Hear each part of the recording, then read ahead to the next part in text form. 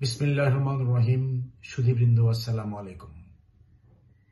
আমি অবসরপ্রাপ্ত brigadier general Mohammad Zahurul Alam. আমার ইউটিউব চ্যানেল জহুরস ভয়েসে আপনাদের স্বাগত জানাচ্ছি।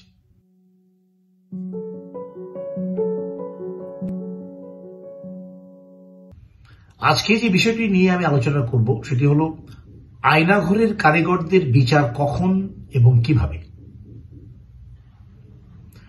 স্বৈরাচার কর্তৃক সংগঠিত গুম খুন তদন্তের জন্য গঠিত কমিশন ইতিমধ্যেই তাদের প্রতিবেদন জমা দিয়েছে।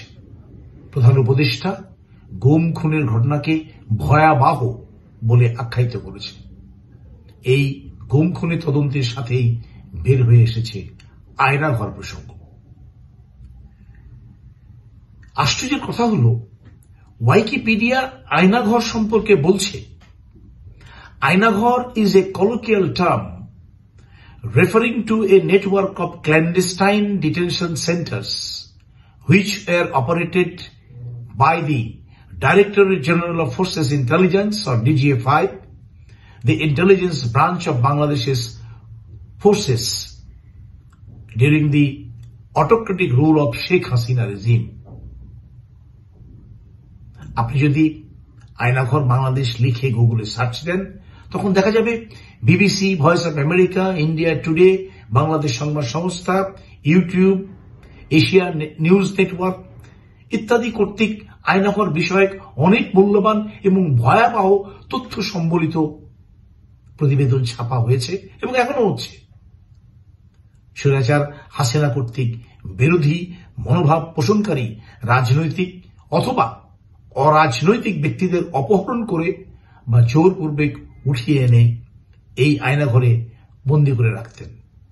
দিন নয়, সপ্তাহ নয়, মাস নয়, বছরের পর বছর। এক নিষ্ঠুর নির্মমতা।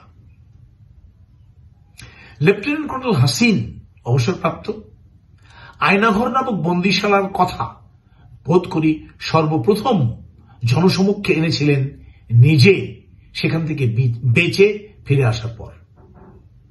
ব্রিগেডিয়ার জেনারেল আজমি এবং ব্যারিস্টার মীর আহমেদ বিন কাসিম সেই আয়নাঘরে বন্দী ছিলেন 8 বছরের বেশি সময়। জুলাই আন্দোলনে স্বৈরাচারের পতন না হলে বোধ করি তারা আজও সেই আয়নাঘরেই বন্দী থাকতেন। আয়নাঘর বাংলাদেশের ইতিহাসে এক জঘন্য ও কলঙ্কিত অধ্যায় হিসেবে মানুষের হৃদয়ে দাগ কেটে থাকবে চিরদিন।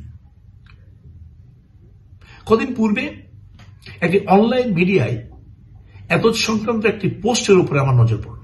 কারণ ওখানে লেখা আছে, স্বৈরাচারের দোষরদের তথ্য ও তালিকা প্রকাশ।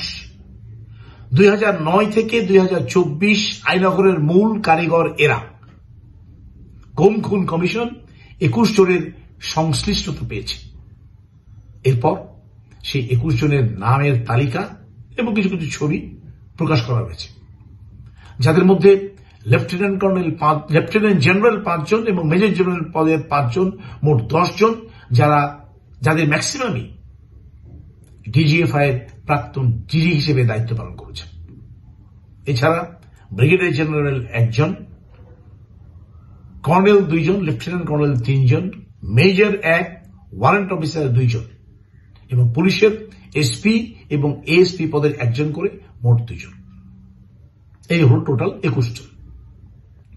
তালিকাটি গুম খুন কমিশনের বরাত উল্লেখ করে প্রকাশ করার জন্য বোধ করি এটিকে মিথ্যা বা অসত্য বলে একেবারে উড়িয়ে দেওয়া যায় না। আবার অনেকে এটিকে অসম্পূর্ণ বলে অভিহিত করেছে। যাই হোক, আমি এই বিষয়ে মূলত দুটো দিকে আলোকপাত করব। প্রথমত, সরকারের প্রতি আমার অনুরোধ, গুম খুন কমিশন কর্তৃক আয়নাঘরের সাথে সম্পৃক্তদের নামের তালিকা প্রদান করা হলে তা জনসমক্ষে প্রকাশ করুন এবং দ্রুততম সময়ে তাদের বিচার প্রক্রিয়া শুরু করুন। বিচার শেষ হলেই কেবল বাংলাদেশের মানুষ আয়নাঘরের কলঙ্কিত অধ্যায় থেকে নিজেদের মুক্ত বলে ভাবতে পারবে।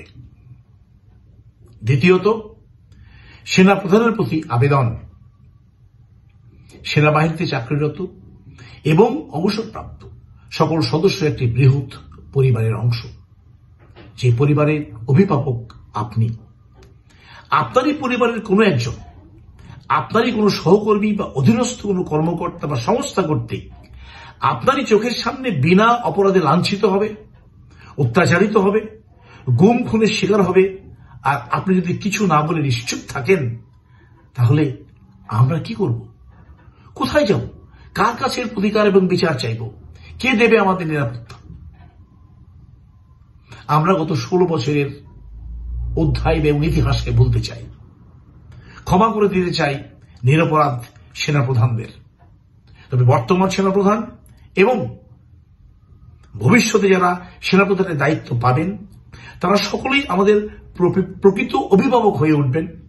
পরিবারের সদস্যদেরকেও বিনা অপরাধে নির্যাতিত করে তার প্রতিবাদ করবেন, তাদের নিরাপত্তায় সাহসী ভূমিকা পালন করবেন, সত্যের পথে সর্বদা সুদৃঢ় ও অটল থাকবেন। আমরা কি সেই প্রত্যাশা করতে পারি না? সবাইকে ধন্যবাদ। আল্লাহ হাফেজ।